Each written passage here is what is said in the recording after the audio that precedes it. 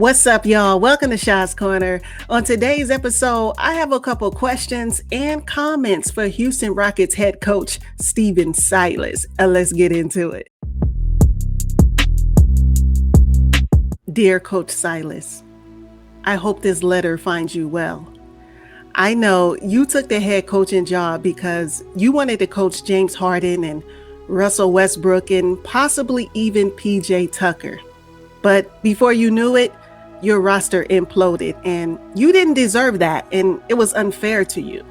I get it. James left for Brooklyn before stinking up the place, and Russell Westbrook, well, yeah, he tried, but now he's in DC. PJ Tucker and Eric Gordon were the last two from D'Antoni's era.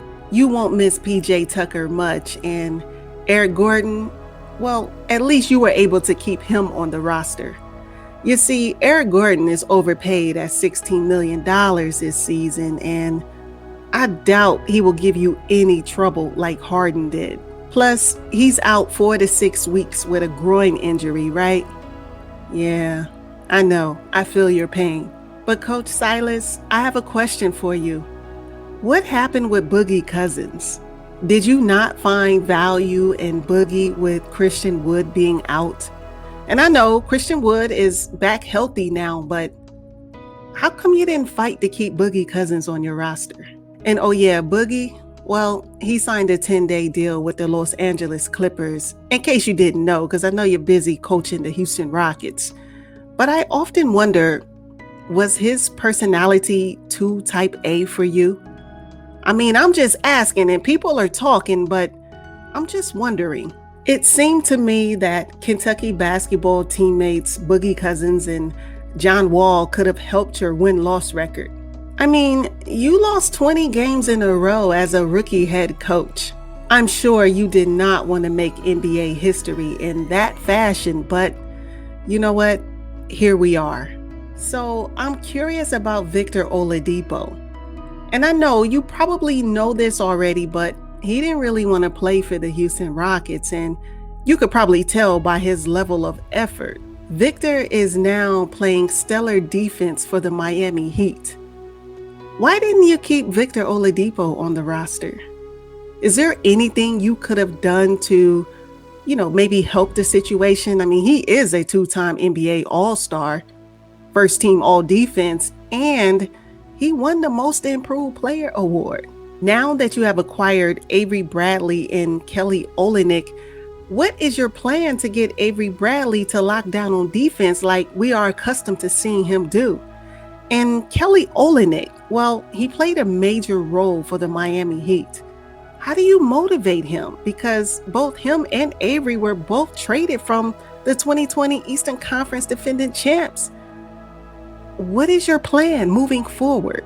The Houston Rockets are currently at the bottom of the Western Conference, and you guys have only won 27% of your games. It's unacceptable, Coach Silas. And these are real questions, Coach. I mean, Houston Rockets fans, we got questions. We need answers. And I know you probably don't get involved with the financial piece of the Rockets, and that's up to Tillman Fertitta, but John Wall is making $41 million this season. But here's the kicker. He is highly injury prone. Like even right now, he's out with a knee injury. Has he given up on the team already? Or is this some form of load management? And I'm sure you know this already, but John Wall is not the same player he was when he was with the Washington Wizards. So as a small suggestion to maybe free up some cap space, you might want to tap Tillman Fertitta on the shoulder and have him consider buying John Wall out. Coach Silas, I respect you, and I feel really bad for you. I watched you get emotional at a press conference, and the following game, your team rallied around you and snapped the 20-game losing streak against the Raptors. Is that what it takes to motivate these guys? Before writing this 4-page letter, I noticed that the Houston Rockets have lost 8 of the last 10 games.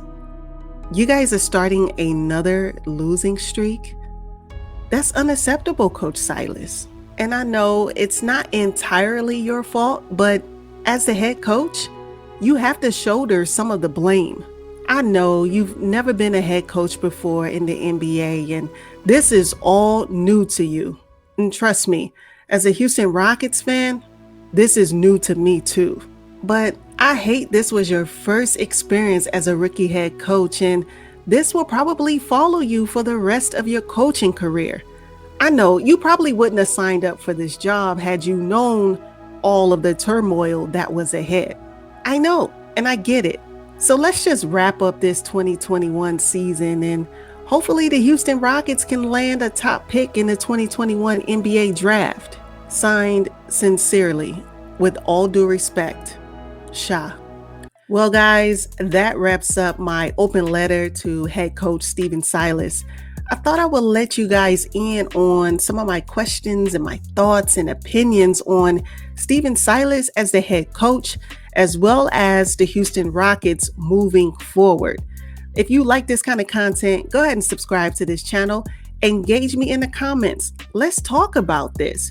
Where do you see the Houston Rockets, and is Coach Silas the right man for the job? Let's talk about it. All right, you guys, I will see you on the next one. But until then, see ya.